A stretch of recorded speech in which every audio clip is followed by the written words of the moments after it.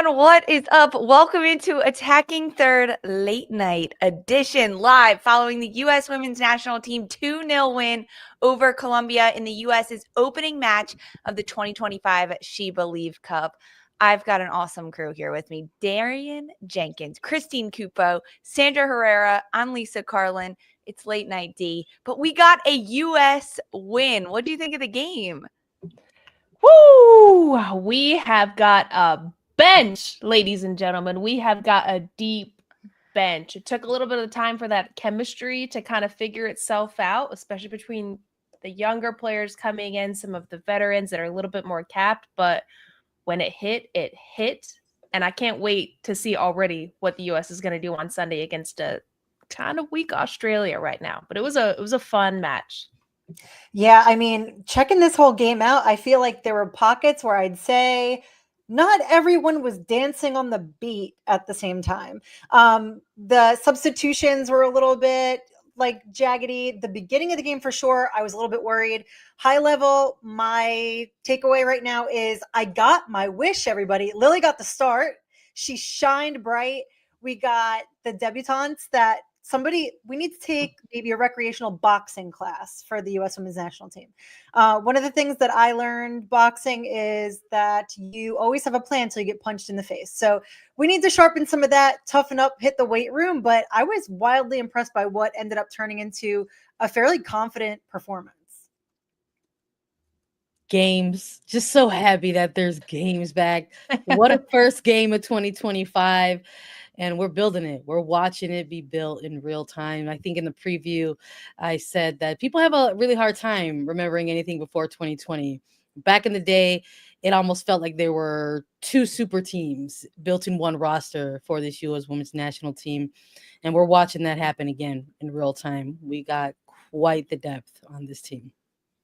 Guys, it was a heck of a game. Christine got her wish with Lily Yohannes. I got mine with Ali Sentnor getting a start. So deserved. We saw a lot of different debuts, a lot of firsts in this camp. We knew it was going to look a little different from the 23 players Emma Hayes had called into the SheBelieves Cup camp, but I wasn't sure that it was going to be this different that we saw, and it was. We're going to talk about every single aspect of it. First, let's take you through Colombia's starting lineup, because this is a Colombian side that proved themselves internationally at the World Cup a few years ago, at the Olympics this past summer, dominating over Spain. And we knew they were going to come out strong against the United States today, and that's exactly what they did. They had Tapia in goal in the back, and then across the back line, Quejera, Carabalia, Arias, the two sisters in the back line, Catalina Usme, Restrepo, Santos in the midfield, Caicedo, Ramirez, and Pavi across the front line, Sandra. A pretty strong A team that we saw from Colombia to go against the U.S. 100%. I think that was pretty much my reaction as well when I saw Colombia starting 11. I said, "Oh, that's a good team," and that's even without Manuela Vanegas, who was unavailable for this competition. Strong from back all the way to front, and I think we wanted to see what was going to happen out of the middle third of this pitch between these two teams, and I think we got ourselves a real treat. Yeah, I loved this lineup from Colombia. I mean, they came out swinging, and we had said on the preview show to this is going to be physical. The way that they're going to really set the tone for this game is they're going to come out hitting hard. I think Catalina Usme did that. Santos did that. Pavi was all over the place, knocking people out. Ramirez was bodying people left and right. And they set the tone. I wanted to see more of Caicedo, but I thought, going against Fox, that's a really good 1v1 match. I don't know if who we're gonna get the best out of on the night, but it was this is a really good, strong lineup against the US. And I think we got the test that we wanted to see based on these players being there. Yeah, I think that test was definitely there. They still started off really just trying to smother the U.S. with just that pressure and pace. Like they wanted to control that tempo. And I feel like the US did a really good job of not caving to it, even with the physicality. I was kind of impressed, a little bit irritated at points. I love physical games like this. Like I was salivating watching just on my couch, like white knuckling it, like, I want to go play, or maybe I just want to go run into somebody and throw an elbow. I don't know which one yet, but they really did absorb a lot of that pressure really, really well, even knowing that, the beginning, especially some of the debutants got absolutely bodied. They were getting rolled. I was like, they need to find some constitution in this and move forward, and they managed to do it. The way Colombia lined up in a 4-2-3-1, I was very impressed with how they had so much fluidity in their front four with Ramirez, Caicedo, Santos, and Pavi. They were all over the place. I mean, Dee, you mentioned Linda Caicedo wanting to have her a little bit more involved, but she was like going from one side to the next. It looked like she wanted the ball and she was trying to find it, trying to find herself in the game and developing. But the way that Colombia lined up, it really stacked up interestingly against the United States. And Emma Hayes' starting 11 for the first time in 2025, ladies and gentlemen. We got to see Jane Campbell in goal. Across the back line, Jenna Nightswanger, Tara Micchione making her U.S. national team debut, Emily Sonnet and Emily Fox. In the midfield, Sam Coffey, Lindsay Heaps, formerly Haran, and Lily Yohannes. And across the front line, Ali Sentnor, Catarina Macario, and Yasmin Ryan. So first camp and first start for Micchione. First start for Catarina Macario since June 2024. First cap since then. Darian, I mean, this lineup, fireworks for the U.S. What do you expect when you saw those names? I expected these players to be very hungry to come out and prove themselves. Looking at this lineup now, especially the front line between Ali Sentnor, Yasmin Ryan, and Kat Macario. I mean, Kat Macario, this is your opportunity. This is your first start in how long? Your first goal was almost 3 years ago. You want to come in and make a statement that you're back to have that trust of Emma Hayes. The pairing of Micchione in the back with Sonnet, I think that's a really good person to get your first minutes in with the U.S. Sonnet's been experienced with this, but I had questions about the midfield. How is Yohannes going to be able to float up a little bit higher to get involved in the attack? Is Heaps going to drop lower? What is that going to look like? We were talking about seeing Coffee. It was just all of these questions of chemistry that came to my mind, which I knew was going to take a minute, but when they got it, they got it. Sandra, who was the closest in our lineups that we predicted? How close was yours to this? Gosh, I think it's a smorgasbord, honestly. But look, if you want me to say that I think you're the closest, I'll do it for you. But listen, as soon as I saw, that's what I wanted. I was fishing for that. Thank you. Look, I know when you're fishing, and I'll always land on the hook for you. But when I saw Ali Sentnor, I was like, yes. I was like, I know Lisa's going to be thrilled about this today. But look, I was equally thrilled to see Lily Yohannes in the mix there for a shot for Cupo as well. So I think one of my favorite things in terms of these starting lineups when they tend to drop now under Emma Hayes, especially over the course of her last 6 months as head coach of this national team, is how unpredictable they are. And I think that that's great, actually. I think in the past, when we did any sort of, previews or recapping or any sort of starting lineup projections on the show, there were almost layers of predictability, where we felt we wanted to maybe be more right than anything else. And it was maybe easier to do that back in the day. That's not really the case right now under this current coaching staff. It's always going to be a mix up, especially right now in this 2-year buildup to the next cycle for 27 World Cup and 2028 Olympics. And I love that maybe there's just a sprinkling of some of the players that we thought were going to be in this starting 11, but I don't think any one of us actually nailed an identical type of lineup that we saw tonight. No, we didn't, honestly, Sandra. And that's what makes this group so special under Emma Hayes. And that's frankly what makes Emma Hayes so special. The fact that she had talked about how she wanted to develop 50 players for the pool. And we got to see first starts from Lily Yohannes, Ali Sentnor, Tara Micchione tonight, and Catarina Macario make her return to the U.S. following an ACL tear back in 2022. That's just the lineup, guys. We haven't even talked about the match and dug in yet. Don't worry, we're doing it. We're talking first half, second half, the subs that came in and everything that went down during the U.S.'s 2-0 win over Colombia to open the SheBelieves Cup for this team and for the tournament. Don't go anywhere. We're diving into the first half of action next.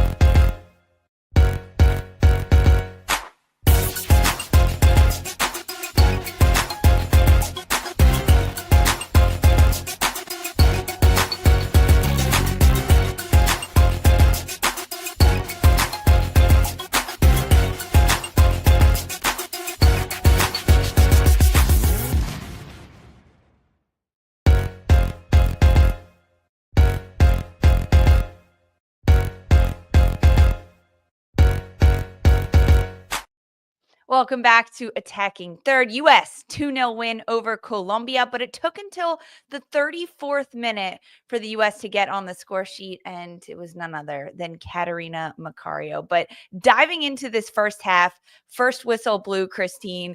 It was like bodies being thrown everywhere.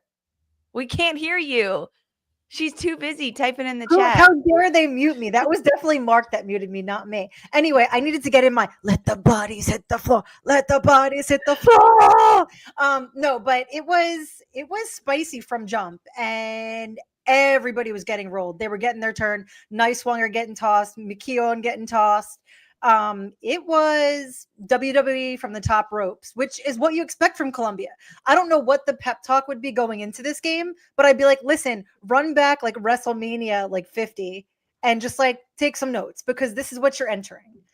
I think that with some of the debutantes, they handled things not so great initially. I was a little bit pessimistic going in because I was just sort of like, hey, this doesn't look like what I expect it to. I think once they settled in, you started to see the confidence come through. I initially was like, oh no, Ali Sentnor is just getting banged on. Like, she's not going to get anywhere. They're just going to keep throwing body on her. And then she absolutely proved me wrong. I need to eat my hat or my shoe or whatever the saying is. But I really feel like everyone ended up showing up. I think that of the way that the U.S. played, for me, standout, and I'm not being impartial here, objectively, was Lily Yohannes. Lily Yohannes, I wanted to see her get a test, and I think that this was an excellent try. You saw how smart she is, her vision, the passing lanes that she could come up with, the connections that she continued to make with Heaps, with Kat, with Yaz, that led to Kat's goal. Not just that, but also defensively, her defensive work, just cleaning up, trying to pick up those dispossessed balls. I know, but she doesn't freaking look like it, man. I wasn't doing this when I was 17. I was goofy as hell. Okay. Heck no. I mean, it was so impressive to watch Lily Yohannes in this game. And finally, we got to see her stretch her legs 90 minutes, D, from Lily in the midfield. That was a area you were looking at for this U.S. side. It was really impressive. To go back to your original question, how they started off in this, I mean, Christine, I agree. I think the physicality, you can talk and try to prepare as much as you can just by saying, hey, be prepared to be hit, stand your ground. Let's work on, what in our warm up, let's work on, body to body, our stances. Nothing's going to prepare you from getting rocked by Mayra Ramirez. Nothing in this world. I think we saw Nicewanger, McKeown, and Sentnor all in like a span of 5 minutes get rocked. I was interested in seeing the response from this team, and I think their response was great. Can they push out Mayra Ramirez? No, I don't think there's many players that can, but it's how are you getting up? How are you recovering? And I think we saw all three of those players get into the game after that. And on Lily Yohannes, a note I had before the match started was, I know what she can do in the attack. I know how she can distribute the ball. I know she's suave and savvy and collected, and her balance is incredible. The texture she puts on a ball on a dime is beyond a player I've seen besides maybe a Lauren Holiday in her prime. And Lily Yohannes is 17. I wanted to see how she was going to deal physically with a team like this. Can she plug those pockets that go into Mayra Ramirez? Can she block a shot, which we saw her do when Fox got beaten by Caicedo? I mean, she just rose to the occasion and adapted so well to the physicality that Colombia and the play. Let's not forget about Colombia's a really good team. They had great moments of play, but the U.S. did so well at adapting and ultimately shutting them down. And a big, big kudos to Lily Yohannes for that. Huge name drop comparison. Lauren Holiday. Let me in her prime. I'm here for it. I'm here for it. I see it. You're saying it. I'm receiving it because I see it, and I think it's beautiful to see against this type of team, a Colombian side where you knew you were going to be tested in these waves, and it was just really good example of just kind of managing your 15. I think that's what we saw here, and look, we got to talk about the full 90 minutes that we saw in front of us, and those first 15. it was giving first game of the year for sure. And it was giving first game of the year against another opposition that was maybe going to bring some tough challenges into the mix. So it's painful. We don't ever want to see that. You don't want to see, players maybe struggling or feeling like they're maybe getting bullied around. It was a little nervy at times in the opening 15 with Micyon in her first start and Schwanger kind of dealing with some pressure really, really early on.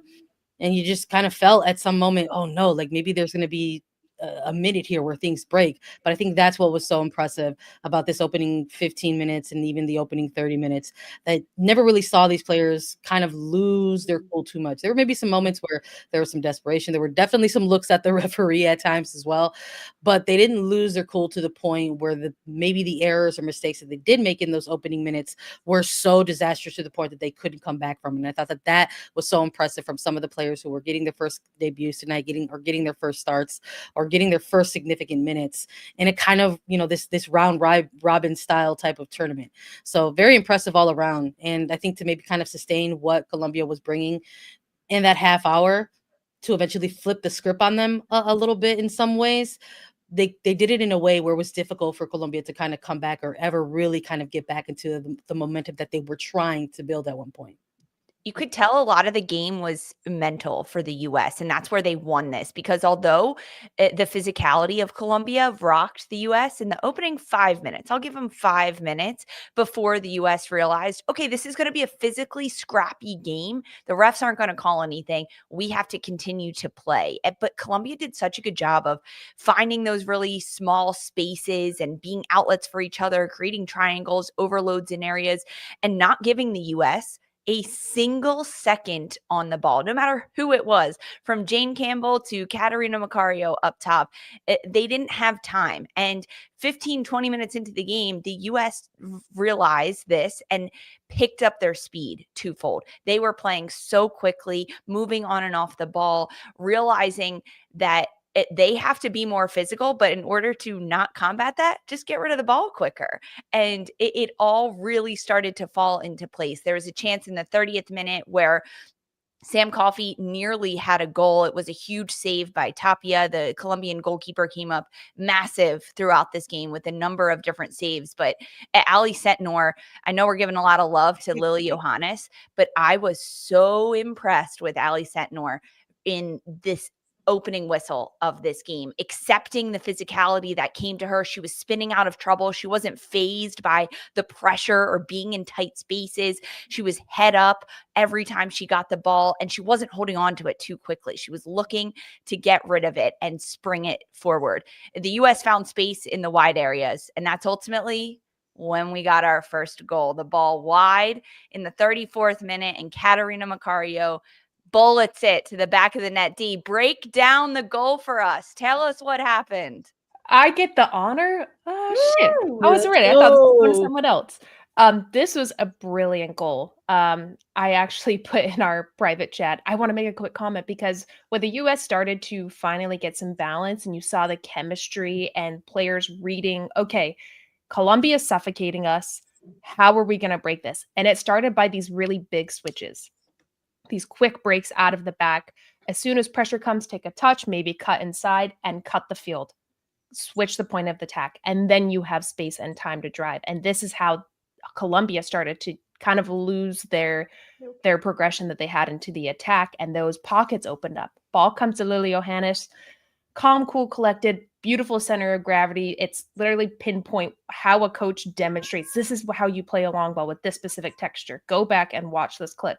Sets the ball up, looks up, sees Yasmin Ryan making a run. She chips it over the top. Look at the backspin on the ball. It sits perfectly in front of Yaz.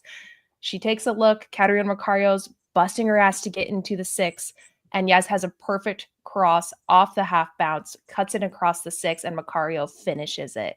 And it was just such a beautiful play of 3 players that you have not seen get that much time together. That takes a long time to come about, let alone in a pressure cooker of a national team camp. And when I saw this goal happen, it rang some of Emma Hayes' words before this camp started. There's players that are ready now and players that are ready later. I think within that, those 3 players showed that they're ready right now, because it takes time to get that, and they're willing to try it. They weren't scared to make a mistake, and it was a beautiful, statement goal.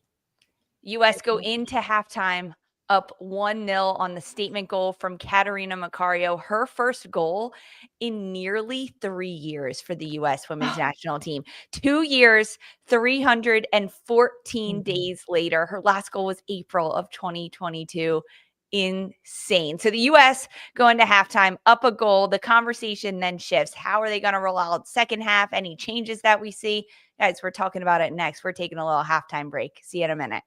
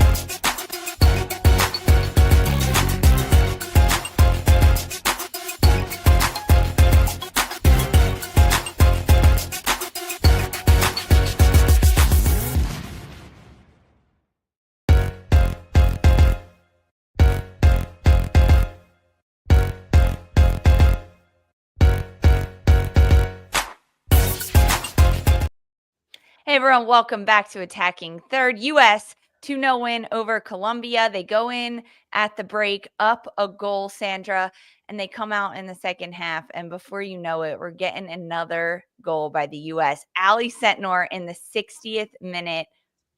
Holy cow. I can't say another word. What a goal. I love to see it. It's one thing when you're talking about the future and all of what's to come. And then there's another thing watching it just happen in front of your eyes. What an incredible goal by Sentnor. What a mature class goal by Sentnor to just recognize all of that open space and say, you know what? How dare you? And just let it rip. They didn't believe she had it in her. And then she went and she made that goal. Absolutely nailed it. And it looks easy. It looks effortless, but it's not. You have to be accurate. You have to have the right timing. You have to have a specific amount of power behind that shot. And this is a young player that people are very, very high, and we're all high on as well. And I think could be in the category of player that you don't want to maybe rush too soon, right? She's amongst that category of player.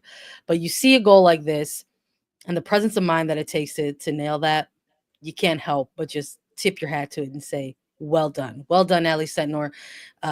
Maybe it's a bit of a you've arrived kind of goal, because coming off of the year that she had with her appearances with youth national teams in the World Cup, and now slowly kind of integrating her way into senior national team camps. We've heard Emma Hayes say There are some who are ready now, some who will be ready later. And these moments are going to come few and far in between. They're going to catch up really, really quickly. Before we know it, we're going to be talking about the 2027 World Cup in 2027. But for now, these are the moments. These are the receipts that we get to put pins in and say, just maybe this is the start of it. Anyone that wasn't watching the NWSL last year is shocked by that goal from Ali Sentnor in her third cap with the US. But guys, that's her bread and butter. The scoring of goals is exactly what she does and what she did all last year at Utah. I remember us having this conversation though during the regular season of big fat question mark. What if Ali Sentnor was surrounded by better players?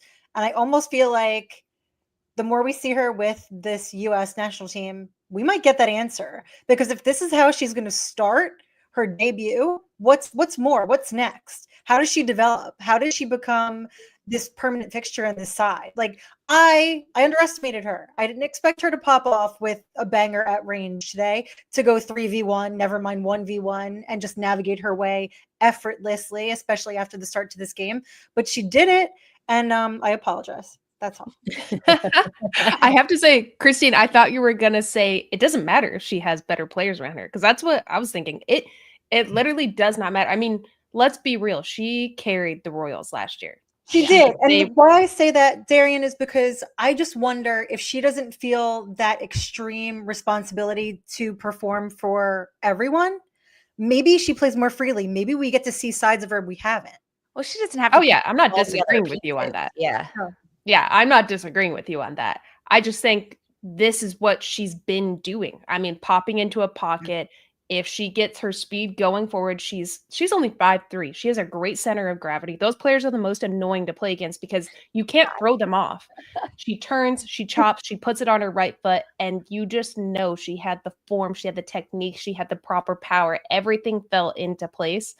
But I'm excited for this because looking at how she can make something out of literally nothing. Anybody else could have gotten a pass like that in the pocket. They're not going to take that shot.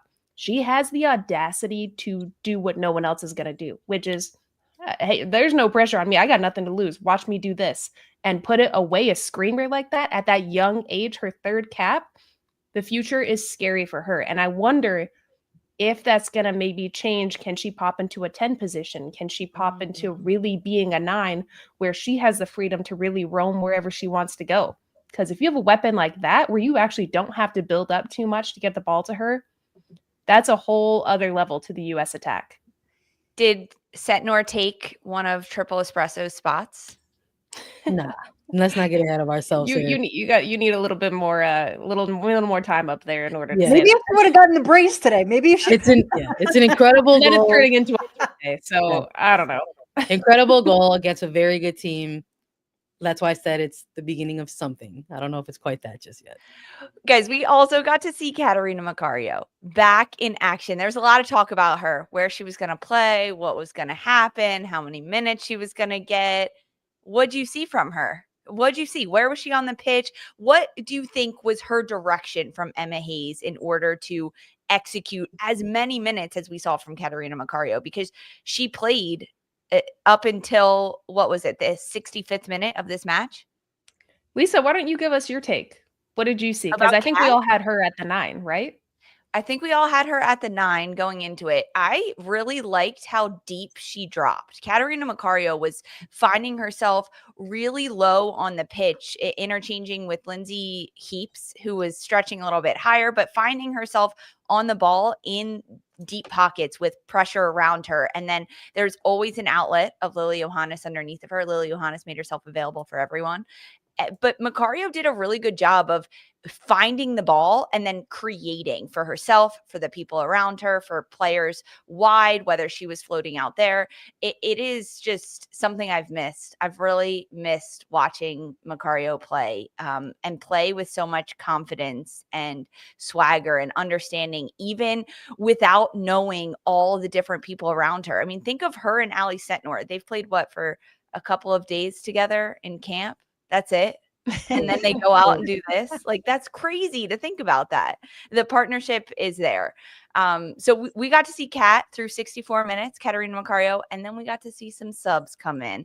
Michelle Cooper made her U.S. Women's National Team debut, and Lynn Biandolo, formerly Lynn Williams, came on for Yasmin Ryan and Catarina Macario. And then we also got some more subs in the 76th minute. Giselle Thompson becoming the 14th player to earn her first cap under Emma Hayes, coming on for Jenna Nightswanger. Corbin Albert on for Sam Coffey, and Jaden Shaw on for Ali Sentnor. Changes, Darian, that we got to see, and different personnel. What'd you make of it all? It was tough. It's how I looked at the start of the game. I thought, the chemistry is gonna take a minute, especially when you're a late sub coming into this match against a physical team. It's gonna take a minute to adjust. I did think Michelle Cooper looked good. She was shooting her shot. She was going to get into the attack. She was going to send crosses in. She looked hungry to try to get into the 18. I'm excited. I hope, based on Emma Hayes, we don't know what the hell she's going to do. I think Michelle Cooper may start against Australia, and I think that would be a really good opportunity to turn them around. I know we're getting to that later, but for me, one of the standout substitutions came in was definitely Cooper. Seeing Biandolo back in there with a new last name. I wanted her to get on the score sheet. But it looked good, and I think that that's kind of an inkling of maybe the combination we'll see in the next matches, all those players that came in late in the game. Yeah, I think for some of the subs, maybe it might have been, you never want to think that 15 minutes isn't enough time, but it just sort of felt like at that point in the game, even with what Colombia was kind of putting together and giving as well, it was a different type of game, I think, in that final 15 minutes. But I think I'm in agreement in that Michelle Cooper kind of showed the most promise there. And listen, you can never count out Lynn Biandolo and just who she is and what she brings to a game. I'm hopeful that maybe it's a glimpse of what we could see, in a future game in She Believes, if these are the pairings that are coming in at those hour marks or the 75-minute marks, that maybe that will build into more extensive minutes. I'm just eager to see more from Michelle Cooper and this sort of setup that we got to see tonight. What does that look like maybe against a Matilda side where maybe they might be a little bit more open-ended, because I'm sure Australia is going to want to have a better performance than they did on day one of She Believes. But hopefully this is, again, just the beginning of what we'll see in this tournament.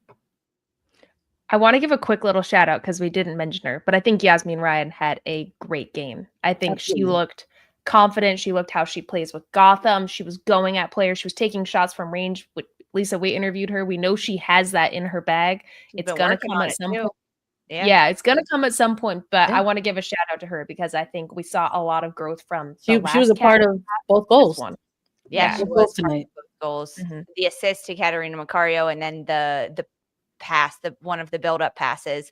But to Ali Sentnor, that one came from Tara McKeown, center back, assisting. Let's go. U.S., they get a 2-0 win over Colombia for the United States to open their She Believes Cup tournament play.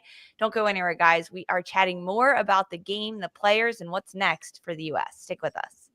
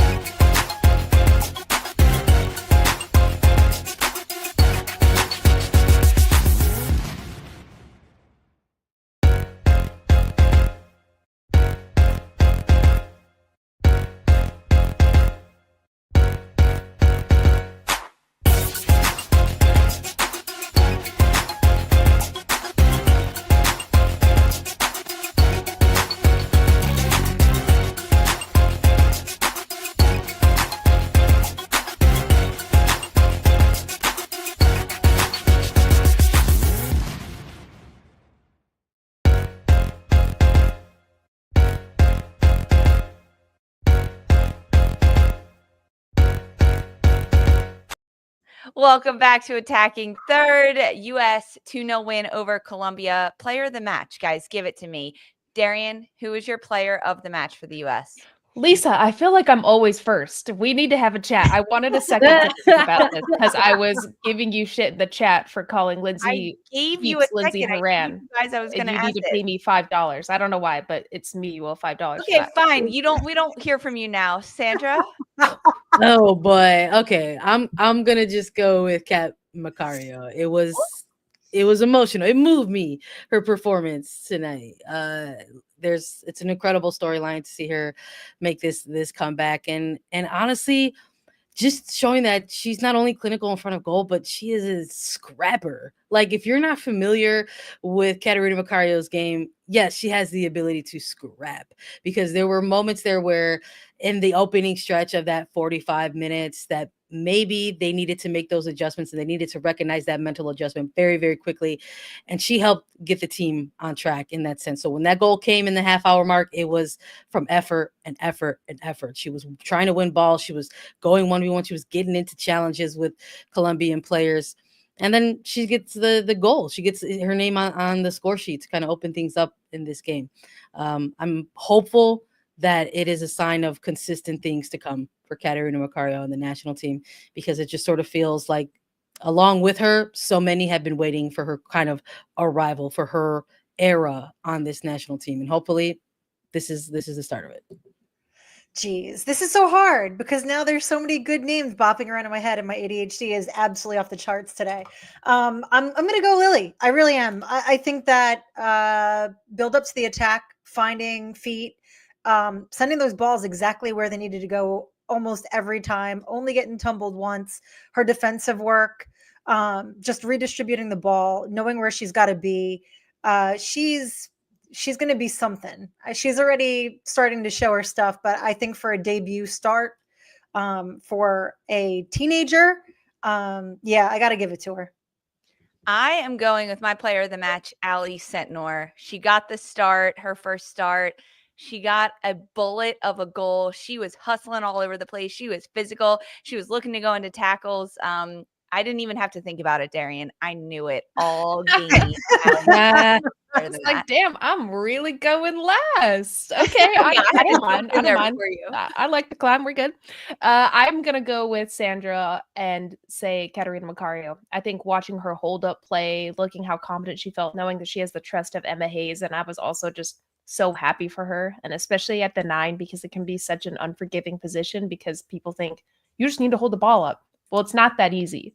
She makes it look easy, the intricate way she's able to get away from pressure and set others up, and she got a goal.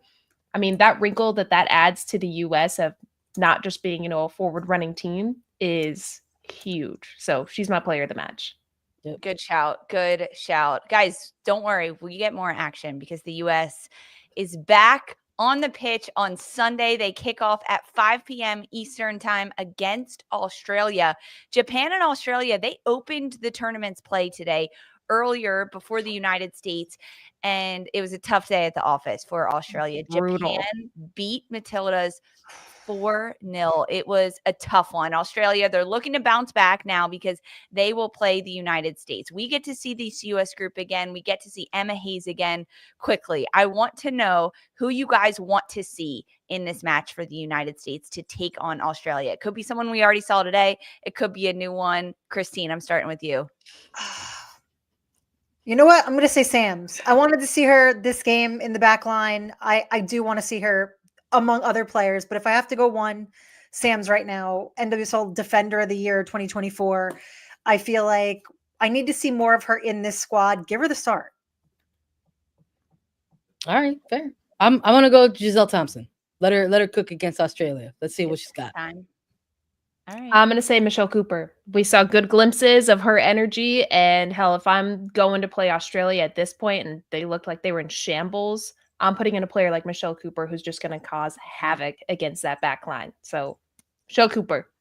Claire Hutton. Guys, let's go. I wanted to say Claire, but I don't think she'll get a start. I don't think I considered saying Cooper. I like that Cooper's a toughie. Like, she knuckles up, and that was like Cooper is tough. I want to see Claire Hutton. Why not? This is a deflated Matilda's side. Give her some minutes in the midfield. Let's see what can happen out there with Claire Hutton. Guys, thanks for hanging. This was fun. Is it time to go to bed yet? Now I'm awake. I was tired at the beginning of the show. Now I'm wired. Now we're amped. Well, keep that energy, Darian, because we are back Sunday. U.S. plays Australia, 5 p.m. Eastern in the SheBelieves Cup, and mark your calendars because we will be back here live on Attacking Third immediately following the final whistle to recap the entirety of the match. Set your calendars, and we'll see you Sunday. For Mark, Darian, Christine, and Sandra, I'm Lisa. This was Attacking Third. The U.S. get a 2-0 win over Colombia.